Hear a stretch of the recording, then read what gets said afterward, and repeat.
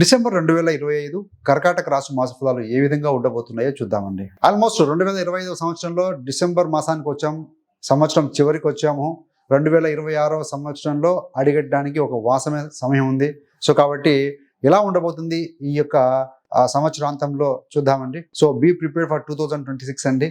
ఏది ఏమైనా కూడా కర్కాటకానికి 2025లో ఏప్రిల్ 1, 2025 నుండి అష్టమ శని తొలగిపోయి నవమ స్థానానికి శనేశ్వరుడు వెళ్ళాడు.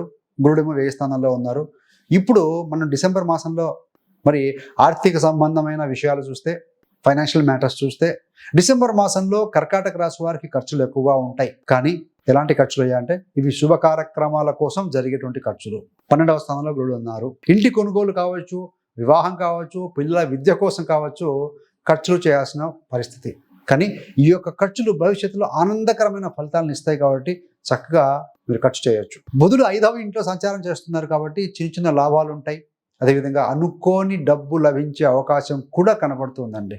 మరి డబ్బు ఖర్చు చేసే ముందు ఎప్పుడు కూడా బడ్జెట్ సిద్ధం చేసుకోండి దయచేసి.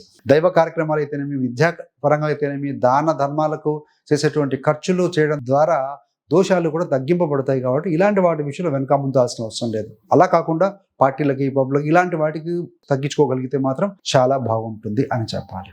ఆరోగ్య విషయంలో మానసిక ఒత్తిడి ఉండొచ్చు, నిద్రలేమి, కొంత నొప్పులు, బాడీ పెయిన్స్ లాంటివి ఉంటాయి.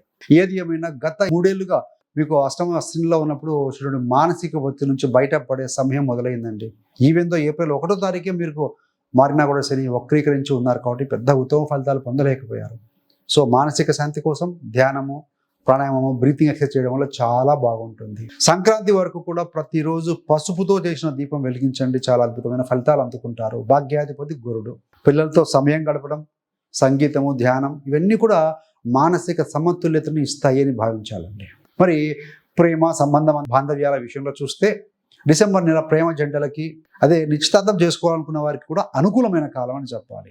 5వ స్థానంలో బుధుడు మరియు శుక్రుడు రొమాంటిక్ ఫీలింగ్స్, భావాలను పెంచే అవకాశం బలంగా ఉంది. కుజుడింట శుక్రుడు ప్రేమయాత్రలు కావచ్చు, చిన్న చిన్న షాపింగ్స్ కావచ్చు, బయటికి వెళ్ళటము, జర్నీ చేయడం, అవుటింగ్స్ లాంటివి కూడా కనపడుతూ ఉన్నాయి. ఎవరైతే సింగిల్గా ఉంటారో వారికి ఫ్రెండ్లీగానో లేదంటే కనుక లవ్ ప్రపోజల్ వచ్చే అవకాశం మాత్రం ఉంది. అలాంటి వాటిని ఎంటర్టైన్ చేయడం లేదంటే ఇక్కడ దయచేసి గమనించగలరు. మరి శుక్రవారం రోజున అమ్మవారి ఆరాధన చేయడం చాలా మంచిది. లక్ష్మీ అమ్మవారి పర్టికులర్గా జంటలు ఎవరైతే ఉంటారో విభేదాలను మాట్లాడుకుని పరిష్కరించుకోవడం ఉత్తమమైన మార్గం అండి.